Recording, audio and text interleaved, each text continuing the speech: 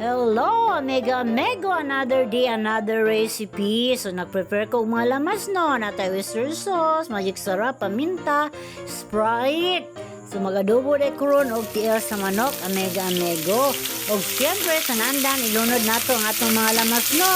Natay ahos, natay luya, naapod tay bumbay, amigo. Mag-ubang din sila no, kini mga lamas ha. Basta maghisgot ta og adobo. Siyempre, dira, sa nandan, atong kayo ang atong mga lamas, amigo. Mikahumot niya.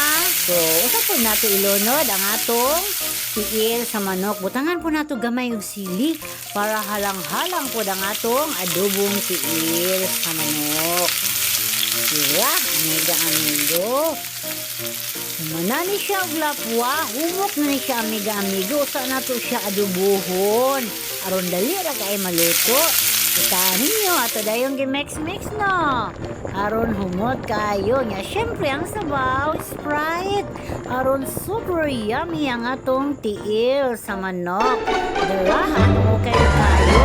Ug syempre dali ra kay maluto kay gilapwaan naman to dato daan.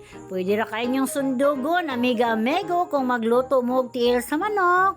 Butangan na to og Sprite ang sabaw kay humot kayo, heart, comment sa gadahan og adobo. Salamat ha, mega sa kanang pagtanaw.